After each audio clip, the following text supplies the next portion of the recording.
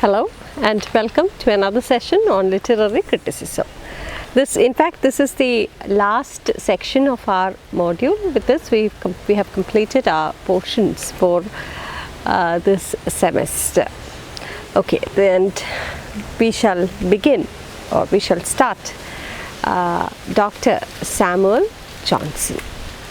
Dr. Samuel Johnson, he wrote no critical treatises like the other important critics. In fact, criticism was just at its birth. It was just blooming.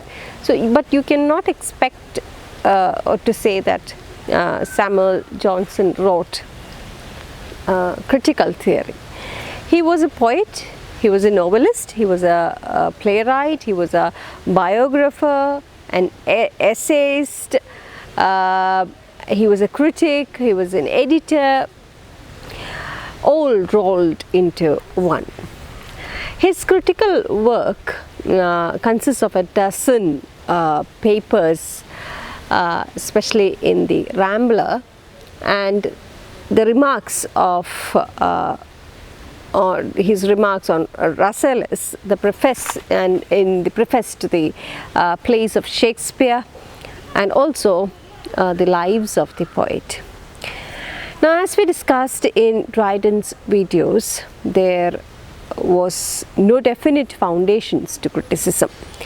It oscillated between a blind application of rules and judgment by just sheer taste. It was all about how one's perspective was centered around one's taste on a particular subject or a topic, or his perspective or his views on that particular work was all about criticism. So you cannot say that there was any bound or rules. The critic had any voice. So Johnson asserts that criticism should rest on something more definite, on more surer foundations. Johnson was for liberty. Just like Dryden, Johnson was also for liberty. He was against total blind reverence to authority, or be it the ancient or the modern. So it was all about freedom and not completely following or blindly following the rules set by the ancients, or not blindly copying the new or the modern writers. So it was all about liberty. Now let's look at his approaches. Let's first look at his historical approach. According to Johnson, literature is not, or does not have a fixed pattern. It is conditioned by the age and also by the environment. This idea you will find in his predecessor Dryden also. When Dryden attributed the success of Shakespeare and Fletcher to their writing, that is, to the genius of the age and nation in which they lived. But again, for Dryden, he was trying to obstruct the English attitude of giving more importance to French than one's country or one's own country genius. So if you look at Dryden and Johnson, they're both similar, but Dryden, he gave importance to Fletcher, he gave importance to Shakespeare, and he found in both these writers, he found that it was the age or the environment in which they lived that nurtured these genius. He was but again, Dryden was trying to prove was trying to obstruct was the English attitude, the English people, their attitude or their inclination towards the French writers. instead of valuing their own genius like Shakespeare and Fletcher, they valued or gave more importance to people from outside, that is the French people. So what Dryden was trying to do was obstruct that. Alexander Pope also used this method, that is the historical method. That is, what is historical method? Trying to state or trying to analyze the work based on the age in which the writer lives, the biography of the writer, and so on. So the historical, even Dryden was also for a historical method. Pope, Alexander Pope, another important person of the neoclassical writer, that is, you have Dryden as the beginning, you have Alexander Pope in the middle, and then the concluding, the fall of the neoclassical age comes with Samuel Johnson, and then later after that we begin slowly you begin the transition period, and then you have the Romantic age. You know that, right? So Alexander Pope also followed this method, that is a historical method, but again it was more to know well each ancients rather than, or the ancients' proper character, than to evaluate the modern. So Alexander Pope gave more importance to the ancients, and he was trying to judge their type of writing, their style of writing. So if Dryden was trying to if Dryden's historical method was trying to obstruct the English attitude towards more inclination towards the French, Alexander Pope was trying to analyze the ancient writings better, the writings of the ancients, or analysis. He was giving a detailed analysis of the writings of the ancients than the moderns. But it was Samuel Johnson. When it comes to Samuel Johnson, it was he for the first time who makes an essential principle of criticism. According to him, let me quote him, to judge rightly of an author, he says, we must transport ourselves to his time and examine what were the wants meaning lacks or weaknesses of his contemporaries, and what were his means of supplying them, unquote. In other words, historical estimate of in Samuel Johnson, he considered it as an important factor in the real estimate of the author. So that's why I was trying to tell you, that's what I was trying to tell you with the difference between Dryden and Pope. Both of them used the historical method, but again the reason was different. When they used the historical method, Dryden used it for what? Dryden used it to obstruct the English from giving more importance to the French people who used or who brought in new trends, and the French was mostly or inclined to they followed the rules of the ancients, and the English people were more inclined, or they were fascinated by these French writers. So Dryden was trying to obstruct that and was trying to bring the reason why he brought out Fletcher or Shakespeare and their genius was trying to prove through he used the historical method to bring the greatness of Fletcher and Shakespeare, but again he was not using the historical method to prove the estimate or trying to estimate the or evaluate the author. He was just trying to he was just trying to state to his English people that we have our own genius and we must be valuing them more. And for Alexander Pope, it was for evaluating the work of the ancients. Okay, he used the historical methods to understand the way the ancients wrote, the classical writers wrote. But it was Johnson who used the historical method as a right judgment or a criteria to understand any writer's work, to estimate the or the value of a particular author, to estimate an author. So it was Johnson who brings the historical method in its proper, what to say, നമുക്ക് a correct order അല്ലെങ്കിൽ correct രീതിയിൽ historical approachനെ ഉപയോഗിക്കുന്നത് Samuel Johnson തന്നെയാണ്. Okay, so Johnson's so that means the study estimate of an author, the historical method to understand the estimate of an author means to study the time in which they lived, then to look at their work and analyze it based on the age that they live, to compare it with the other contemporaries of his time, and then estimate that particular author. That is how the historical method must work. Okay, so Johnson's own estimate of the author, he treats are based on careful study of the times in which they lived.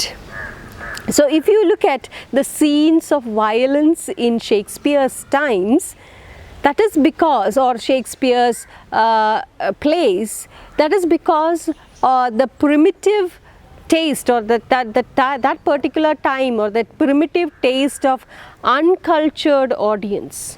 So it was for them that Shakespeare wrote. So Shakespeare had to adhere to it. Shakespeare had to write according to the taste of his audience.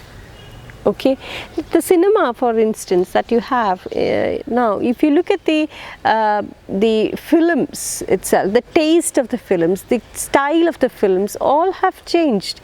So age does matter. The age has its importance in the age, the audience, the taste of the audience has a lot to do with the success of a particular film. Just like that, here also, when it comes to writing also, you can estimate an author based on the historical method, based on the age in which he lives, based on the type of audience whom he is writing for, based on his biography, his personal upbringing, his education, and so on. Okay, especially the age. Here historical method means the age in which he lived. Similarly, if you look at Milton's Paradise Lost,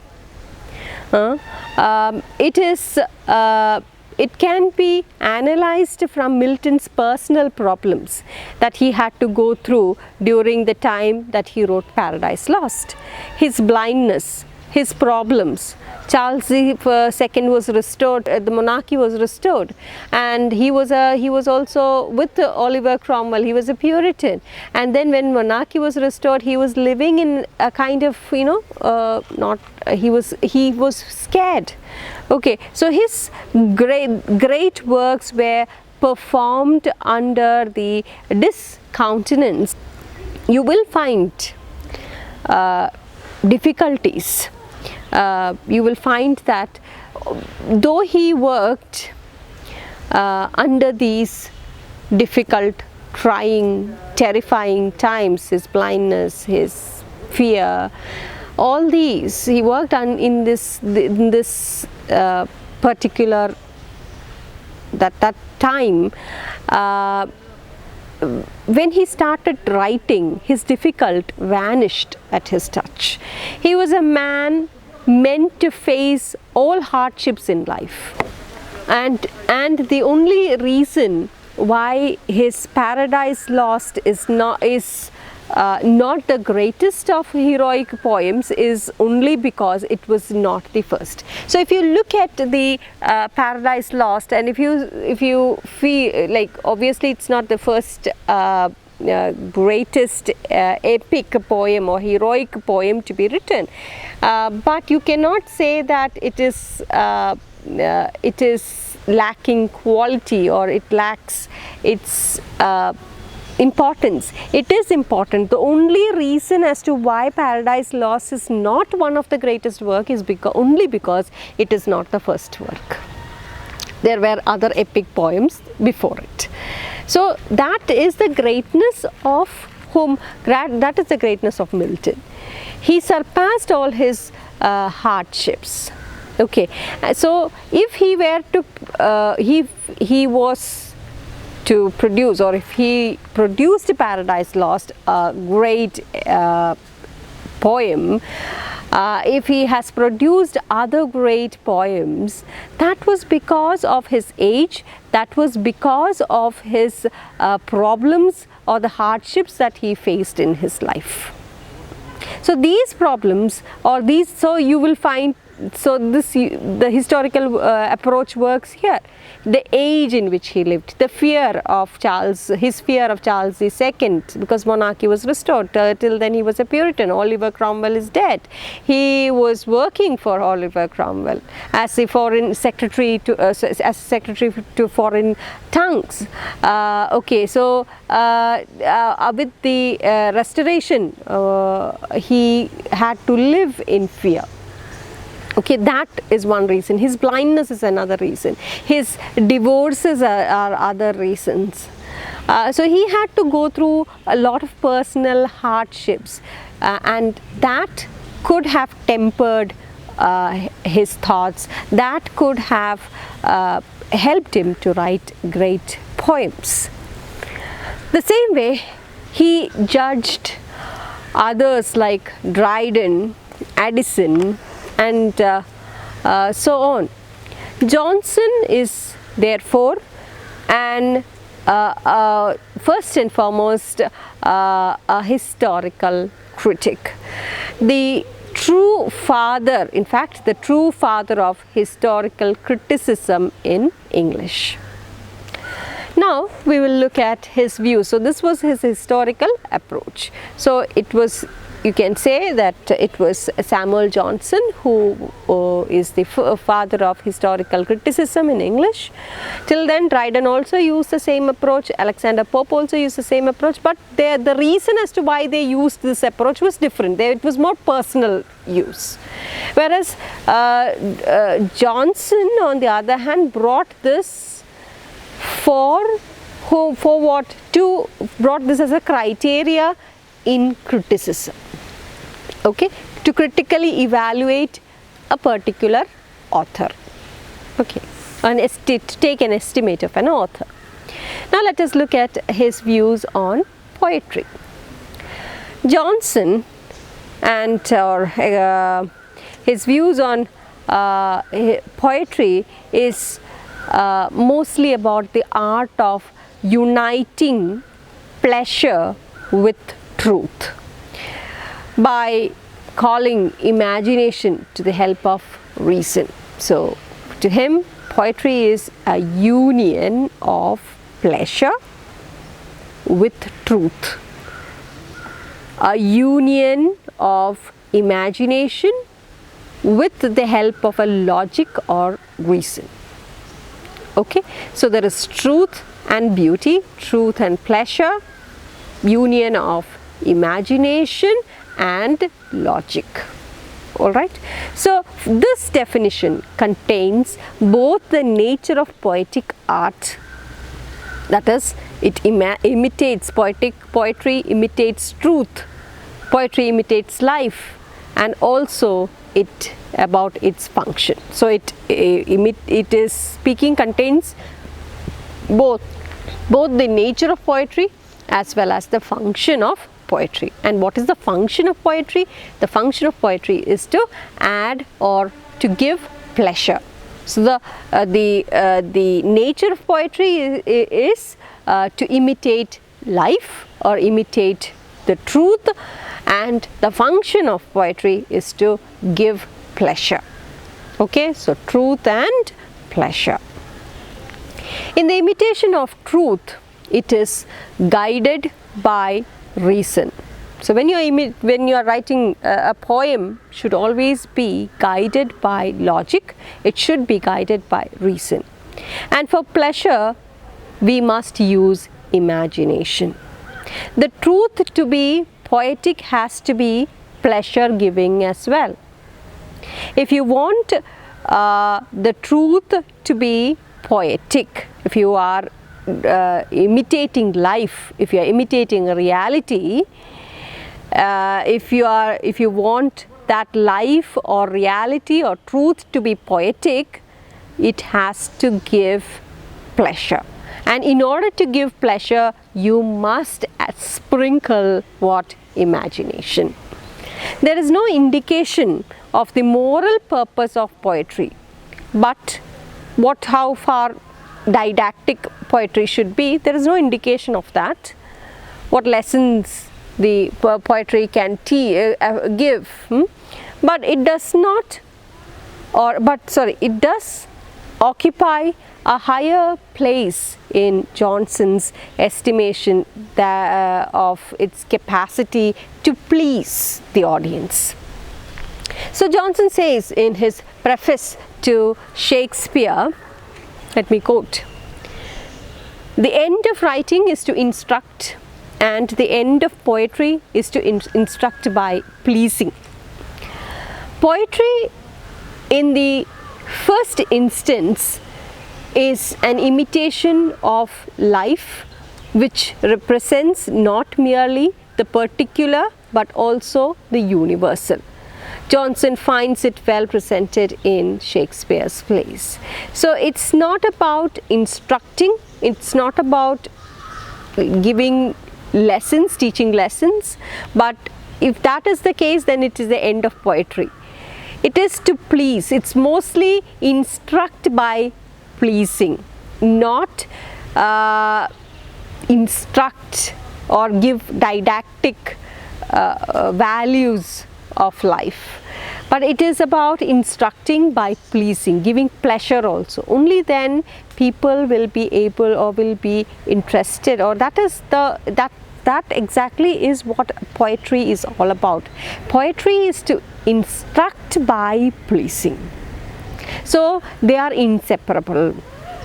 Truth and imagination, truth and pleasure together combines what we call poetry.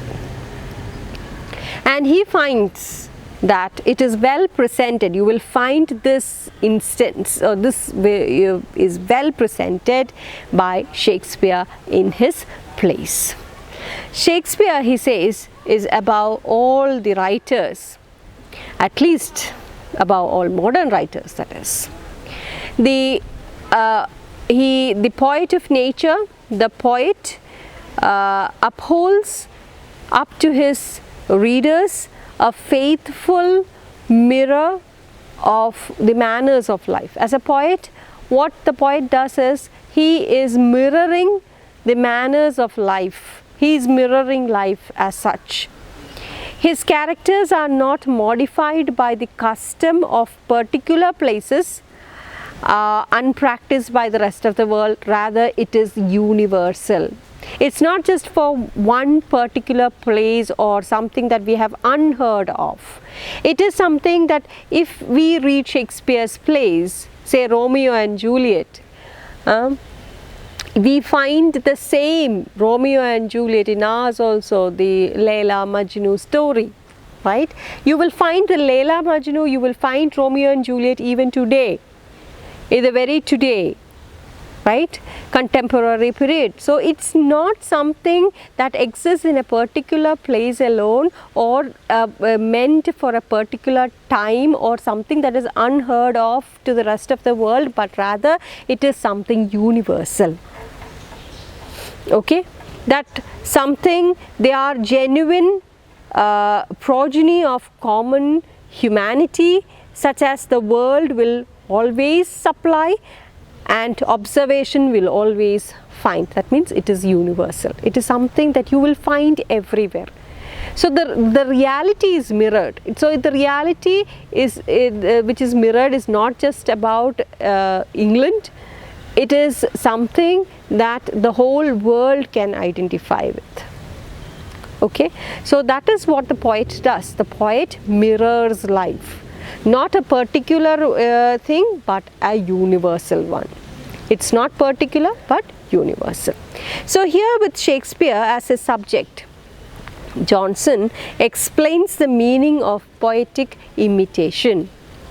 It is a representation not of what just a few people think, speak or do, but of what most people in most of the ages think, speak or do. In other words, general nature. In other words, universal truth. The truth of poetry is therefore a universal one. Okay, and Johnson also paid attention to other poetic forms other than this. He also gave attention to poetic forms like versification, poetic diction and also the use of simile. Johnson, so what did Johnson of the he is a neoclassical writer, remember, so he paid attention to poetic forms like versification, poetic diction and a usage of similes.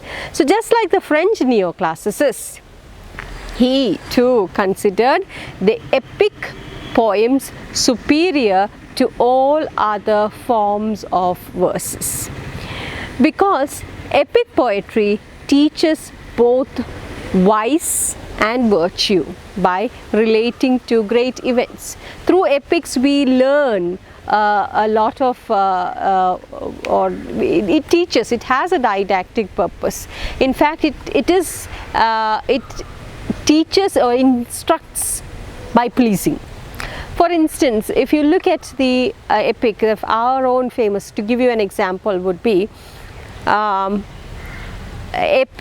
reason as to why Johnson considers epic superior to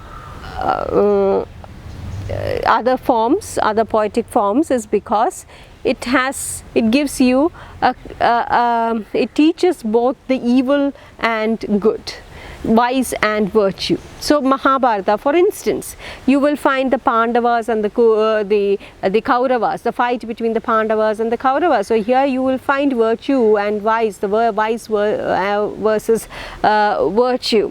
If you look at Ramayana, Rama versus Ravana, all these are epics, and they give you both the vice and the virtue by relating to these great events. So he finds the pastoral poems. Now when it comes to pastoral poems and Pindaric odes as least pleasing, he was not for the pastoral poems or the Pindaric odes. He was also against fictitious images and sentiments of the pastorals. Pastorals used a lot of sentiments, pastorals used a lot of fiction, a lot of imagination, and also for its allegorical statements which were difficult to understand. This was why Johnson was a true advocate of truth to the nature in poetry. So what the nature in poetry was, poetry has to mirror real life. So if you look at the pastorals, you will find a lot of fictitious things, imaginary things, too much of imagination, too much of sentiments and too much of allegorical statements. So they are moving away from the portrayal of truth, the portrayal of real life. So Johnson considered epic poems great or superior than all other poetic forms. He also found the pastoral poems and Pindaric odes as least pleasing. This is why, and also the pastoral elegies also, even if you look at his outright rejection of Lycidas is basically because it is a pastoral elegy, and he finds a lot of fictitious images and sentiments and allegorical statements in it, and that is the reason for his rejection of Milton's Lycidas. And Johnson also gave importance or prime importance to rhyme.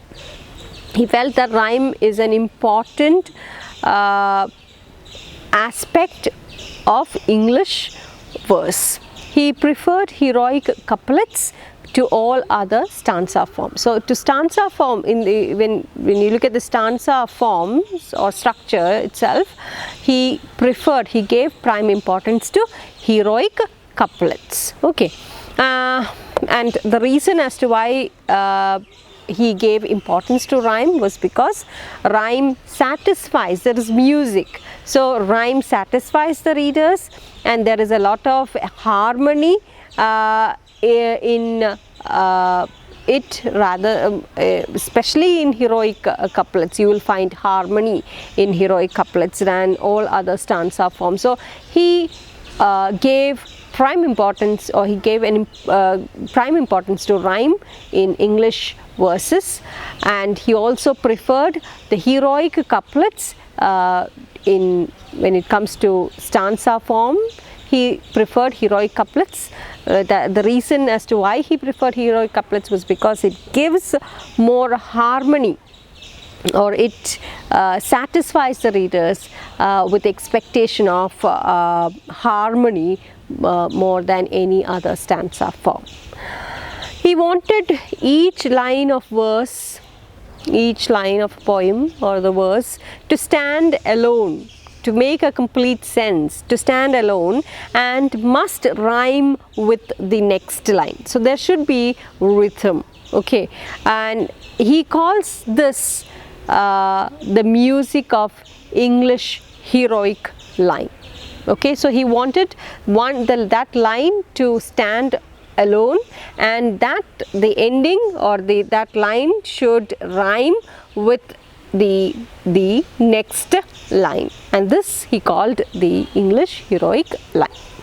He would not allow enjambments, for he demands regularity and harmony. So you know what enjambment means. Enjambments are, you have already studied what enjambments are the first year itself when you studied poetry. In the ways with words, you have studied. If you look at roadside stand, you will find enjambment in roadside stand. You will also find enjambment in Keats' Ode to Autumn. So the line breaks, and the rest of the line is continued in the second. The thought is continued in the next line. So there you know that the line is not complete. It's incomplete, and the rest of it is used in the or is written in the next line. So that's enjambment. So he was totally against enjambment because Johnson demanded regularity and harmony. For him, the one line should make a complete sense. That line should make a complete sense. So and it should rhyme, not just that it should rhyme, it should make a complete sense also. There should be regularity and there should be harmony. He also rejects blank verse, and he with regards to diction, he was totally against blank verse, and with regards to diction or language of poetry, he feels that not all words are fit for poetical use. You should be careful with the words you use. There should be, you cannot use all the words, the conversation, the words that we use in our day-to-day life. You cannot use all the words in poetry, especially the words that you use in prose. That cannot be used in poetry. Poetry, you will have to have careful, you will have to scrutinize, and you have to have a careful picking of the words. His observation on similes is similar to that of Aristotle, and also on metaphors as well, and on Longinus. He uses, or his observation on other figures of speech is similar to that of Longinus. Okay, so that's with poetry, his views on poetry. Now let's look at his views on drama. Johnson felt that drama too was like poetry.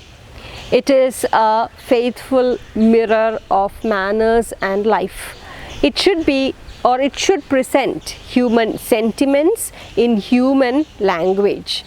The value of a story depends on it being true.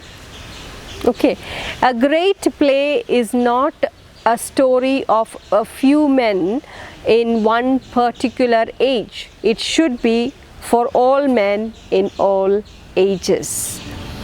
Its actions, thoughts and passions all should be universal. It's the same thought as what we discussed in poetry. It should be universal.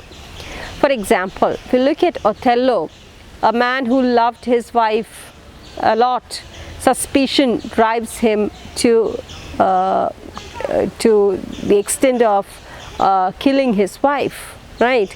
You find that even in our day-to-day life. You find that in our age. You would find that in Shakespeare's age. You would find that in the earlier ages. You will find similar stories in the 18th century and so on and so forth. Right? It's a universal. You will find Othello even today in our in our neighborhood itself. You will find an Othello. You will find a Desdemona. You will find an Iago. Right? And what about Hamlet? You will find Hamlet, a son's revenge on father's murder. A similar story came, right, when a child was furious of his parents. He lost both his parents. They because of a controversy. You came across that news in the Manorama, right, where you will have Bobby Chemanur coming and offering solace and trying to buy them a house and all. See, you will find similar story. It's not completely the same, but a similar. It's a universal one. So you will find Hamlet anywhere. If you look around, you will find Hamlet, right? The Romeo and Juliet. What all the things are being done in the name of love, right? Madness, too much of passion, right? Eccentricities. Okay, so you can see them in our everyday life. It's universal. So it is not just a story of an age and a certain people. It is for all ages. The rivalry between two families in Romeo and Juliet. The tragic death of the children due to their bitter hatred. You would find that in one of the movies, the Hindi movie, where you'll it's an old movie. I do not know if you would know it, but Amir Khan and Juhi Chawla, Kayamat se Kayamat tak. So you'll find similar story there, a similar plot of Romeo and Juliet there. Then Kaliyatam, it's based on Othello. Yeah, and all that. So drama, as much as poetry is concerned, is not just a representation of a story, or it's not just a story but a representation of human nature, both its working in the individuals as well as in humanity at large. It's not just a story of a particular person, it's both particular and universal. Okay, drama is both particular. It's a story of a particular family, it's a story of a particular person, but this story is also universal because you will find the similar stories, similar individuals all around the world, all around the ages. Okay, now let's move on to his views on unities. During his time, the opinion towards the unities were also debatable. Johnson found only reason in the unity of action because it unifies the events of the plots. The others he felt were all absurd, and that is the unity of time and place, and were all illusory. It's just fake, it doesn't have any sense. So he only found reason in the unity of action because it is the unity of action that unifies the various events of the play or the events of the plot. That brings out a story. So he gave importance only to the unity of reason, and he found that unity of time and unity of place were all absurd. Okay, so to quote him, quote, the necessity of observing the unities of time and place arises from the supposed necessity of making the drama credible, unquote.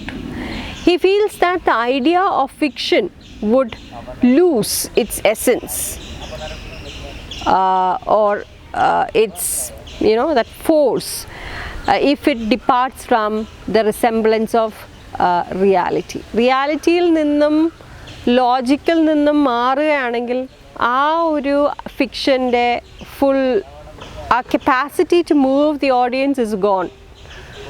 So the earlier assumption based on the unity of time, if you look at the assumptions that Aristotle gave, or the assumptions that Plato had given, or of the past writers, it was based, or if you look at based on the unity of time,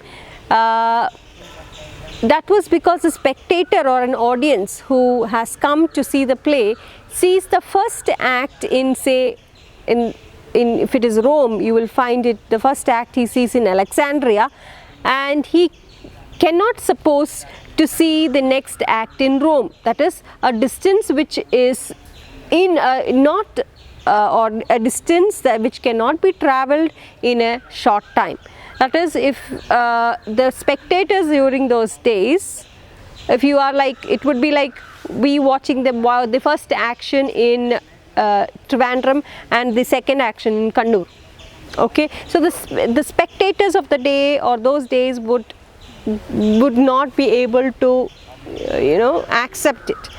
But that is the reason why they stressed on unity of time. That is the reason why they said it should happen in a particular, in 24 hours time, it should happen in the same place, and all that. So Johnson says that this very assumption is hollow, it is very foolish, this totally foolish assumption, because the assumptions presupposes that the spectator had already imagined himself in Alexandria, or the spectator has already imagined oneself to be in Trivandrum when the play opens. This, if he can imagine, you are watching a movie that is happening in Trivandrum, or you are watching a movie that is happening in Dubai, you are already in Dubai. Your mind is already, you have already travelled, through using imagination, you have already travelled to Dubai or to Trivandrum or to Alexandria. Okay, Johnson says that if he can imagine so, he can imagine many more, right? First act can happen in Alexandria, second act can happen in Rome. So likewise, in if it is Trivandrum, the first act can happen in Trivandrum, the next act can happen in it can even happen in Italy or any other place of the world, right? Or Kannur, not just Kannur, it can happen anywhere in the world, not just in India or not just in Kerala itself. So you have, the imagination is so powerful that you can imagine many more than that. He who can imagine the play at one time in a certain place or a palace can also imagine more than that. Even the time of action, okay, even the time of action he can imagine, his imagination is abundant, okay. Thus, a mind such wandering in ecstasy can imagine a lot. Here Johnson brings out the stage illusions, or he brings out the illusions of stage as powerful. The attitude of those who believed in these three unities, okay, so they gave importance, the ones who made this, or ones who brought out these unities, they gave prime importance to the illusions of stage as a powerful one. Okay, Johnson says that truth is the spectators, they know very well, you cannot think that the stage illusions are too powerful. Yes, illusions are powerful, but if you feel that the spectators, it moves the spectators, you should not underestimate them, because the spectators who are coming to watch the play know very well that it is just a play, and that the actors are only actors. They are in their scenes, or they are always in their senses. They know from the first to the last act that the stage is just a stage. It is just a story. It is just a play. Okay, they have come to hear a certain number of lines or dialogues recited with gestures and voice modulation. So then why can a 3 hour on stage not be imagined as 3 years in life? Why can't it happen so? The spectators, they know very well that that they are just watching a play. They understand that totally, and therefore they also have the imagination, or they also have the power to imagine 3 hours of the play as 3 years of the story, or 3 years of the play, the 3 years in life. Okay, so he that can suspend this disbelief, or his disbelief in the matter of place, can equally suspend it in the matter of time also. If place can be suspended, that disbelief of place can be suspended, that we talked about a little earlier, just a few minutes back, about Alexandria and Rome. If he can imagine that, if he can do that, he can also imagine this in the matter of time also. It can happen, and the lapse of years may be easily conceived as passage of hours. So the years, 3 hours can be seen as 3 years of life. So there is no questioning there. Johnson provides a more rational solution to the issues of credibility. The reflection that strikes I'm quoting him, the reflection that strikes the heart is not that evils before us are real evils, but that they are evils to which we ourselves may be exposed. The delight of tragedy proceeds from our consciousness of fiction. If we thought murderers and treason as real, they would fit no more. Imitation produces pain, pleasure, not because they are mistaken for realities, but because they bring realities to the mind. There is a difference. It is not that they are mistaken as realities, but you think about the realities. You are made to think about the realities of that is happening around us. You are therefore not thinking about reality as happening to you, but rather you think about realities as happening in the society around you. Okay. So they bring realities to the mind. For example, if we are to watch a film of a real life murder as it is, it may delight, but it appears more like a documentary. Right? A real life murderനെ പറ്റിയിട്ടുള്ളൊരു സ്റ്റോറിയാണ് അല്ലെങ്കിൽ ഒരു ഫിലിമാണ് കാണണമെങ്കിൽ അത് delight ചെയ്യുന്നുണ്ടായിരിക്കാം, ചില techniques ഒക്കെ ഉപയോഗിച്ച്. അതിൽ ഇമാജിനേഷൻ ഒന്നും വന്നില്ല എന്നുണ്ടെങ്കിൽ എന്ത് പറ്റും, അത് വെറും ഒരു ഡോക്യുമെൻ്ററി പോലെ ആയി മാറും. Now if we consider ദൃശ്യം 1, ദൃശ്യം 2, why do we enjoy it? We enjoy it not because it is based on real event, but realities around us. Right, that is happening.